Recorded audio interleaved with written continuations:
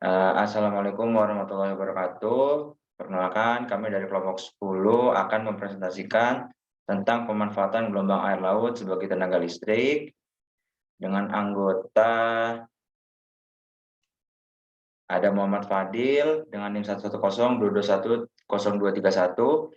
Selanjutnya ada Altaf Arif dengan NIM 11022130389 dan saya sendiri Aldi Rozal Fabian Koneri dengan NIM 11022130114. Selanjutnya untuk pendahuluan ada latar belakang, yaitu listrik merupakan hal yang sangat dibutuhkan dalam kehidupan manusia. Dengan semakin berkembangnya teknologi, maka kebutuhan akan energi listrik juga semakin meningkat. Sebagian besar pembangkit listrik di Indonesia menggunakan minyak bumi sebagai bahan bakar utamanya. Oleh karena itu, untuk menjaga ketersediaan energi listrik, maka diperlukan suatu alternatif pembangkit listrik yang menggunakan energi yang ramah lingkungan dan juga bisa diperbaharui. Oleh karena itu, kami ingin menciptakan energi listrik dengan menggunakan energi alternatif. Salah satu energi alternatif yang kami terapkan yaitu dengan memanfaatkan gelombang air laut. Sifat kontinuitasnya yang tersedia terus setiap waktu menjadikan ombak baik untuk dijadikan sebagai pembangkit tenaga listrik melalui pembangkit listrik energi ini. Melalui pembangkit listrik ini, energi besar yang dimiliki ombak dapat diubah menjadi tenaga listrik. Selanjutnya ada rumusan masalahnya, yaitu apakah ada sumber energi alternatif yang dapat dimanfaatkan untuk menghasilkan listrik.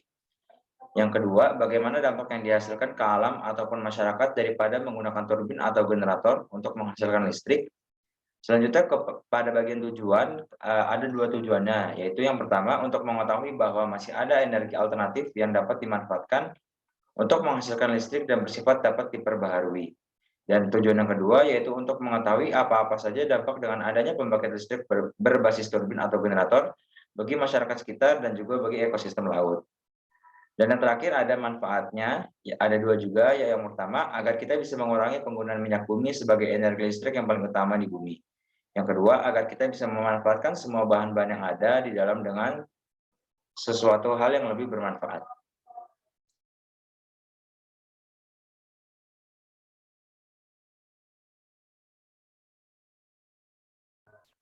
Selanjutnya gagasan kondisi kekinian pencetus gagasan. Gelombang laut sebagai energi terbarukan.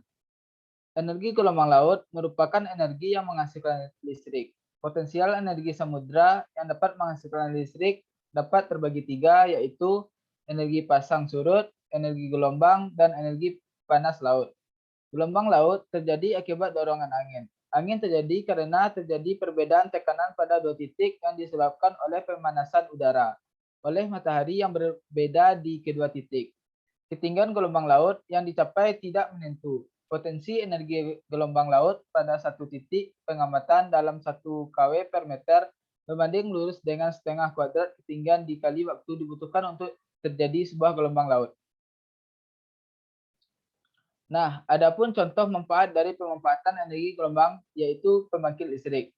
Sebagai pembangkit listrik dapat dibuat serupa bendungan yang akan memanfaatkan air laut untuk memutar turbin sebagai alat untuk menghasilkan energi listrik. Kekurangan dalam pembangkit listrik ini yaitu pembangkit listrik hanya dapat menghasilkan listrik selama ombak mengalir masuk keluar. Hal ini terjadi hanya kurang lebih 10 jam per hari. Energi gelombang laut juga tidak hanya dapat digunakan sebagai sumber energi pembangkit listrik, tetapi dapat juga dimanfaatkan untuk menggerakkan kapal di laut dan juga menggerakkan pelampung di laut. Ombak laut yang tertiup angin menghasilkan gelombang yang dapat memindahkan benda dari satu titik ke titik lain dengan mengikuti arus gelombang yang digerakkan oleh angin. Energi ini sebenarnya banyak dimanfaatkan menjadi sumber energi tenaga pembangkit listrik. Tetapi jika menggunakan sumber energi ini, energi listrik tidak terlalu banyak karena hanya mampu bekerja selama 10 jam per hari. B. Solusi yang menjadi konten ilmiah artikel. Gelombang laut paling menjanjikan sebagai sumber energi terbarukan untuk menghasilkan energi listrik di antara sumber daya maritim. Dengan kepadatan gelombang laut hingga 20 kW per meter kuadrat, garis pantai terbesar kedua di Indonesia ini memiliki potensial yang sangat besar. Belum ada yang berhasil mengembangkan sistem produksi listrik yang ideal untuk mengubah gelombang laut menjadi listrik. Hal ini disebabkan oleh fakta bahwa sebagian besar peneliti telah bekerja secara langsung pada sistem tenaga gelombang laut. Kajian ini akan membangun model gelombang laut yang menjadi komponen kunci dalam pengembangan sistem tenaga gelombang laut. Dengan model simulasi visual dan validasi gelombang laut, pengembangan sistem pembangkit gelombang laut menjadi lebih efisien dan optimal. Oke, bisa dilanjut. C. Pihak yang dapat mengimplementasikan gagasan. 1. Pemerintahan daerah. Sebagai pihak yang mempunyai wewenang untuk mengurus dan mengatur daerahnya serta menentukan kebijakan daerah. 2. Perusahaan. Sebagai pihak yang diberi wewenang oleh pemerintah daerah untuk memanfaatkan gelombang laut menjadi energi listrik. 3. PLN. Sebagai pihak yang memanfaatkan energi listrik yang dihasilkan. 4. Masyarakat. Masyarakat mempunyai kemauan untuk bergerak ke arah pengembangan kesejahteraan yang lebih baik dan mengetahui pemanfaatan gelombang air laut. Selanjutnya, yang bagian D, langkah-langkah strategis implementasi gagasan. Langkah strategis perlu dilakukan agar konsep ini dapat terlaksana dengan baik dan berkelanjutan. Ada beberapa manajemen transisi yang diperlukan dalam fase ini, antara lain, 1. Membangun ruang transisi dan membangun visi. Pada tahap awal diperlukan pertemuan besar yang mempertemukan pemerintah, pihak-pihak yang bersangkutan guna menyatukan pandangan serta masyarakat sebagai pihak pendukung agar terlaksananya proyek ini. Yang kedua, mengembangkan kerjasama dan agenda transisi karena banyaknya masalah yang akan dihadapi. Maka diperlukan kerjasama yang baik antara semua pihak yang terlibat di dalam proyek ini. Kerjasama bisa berupa konsultasi, kerjasama dalam mengerjakan proyek maupun dalam menyampaikan informasi. Dan yang ketiga, menggerakkan pihak-pihak yang terlibat dalam melaksanakan proyek ini. Selanjutnya, kesimpulan bagian A-nya menyatakan gagasan yang diajukan. Pemanfaatan gelombang air laut sebagai tenaga listrik dapat menghasilkan arus sebesar 5,95 MA. Arus dan tegangan tersebut diperoleh dengan melakukan simulasi gelombang laut dengan parameter ketinggian air 17 cm dan kepadatan gelombang laut hingga 20 kW. Gelombang air laut sebagai simulasi gelombang air laut di pantai dihasilkan oleh dorongan air pada kolam penampung oleh motor power dengan kecepatan putaran maksimal 31,9 rpm dengan kondisi garis pantai terpanjang nomor 2 di dunia, menjadikan pemanfaatan gelombang air laut sebagai tenaga listrik ini lebih efisien dan tergolong cepat direalisasikan ke depannya.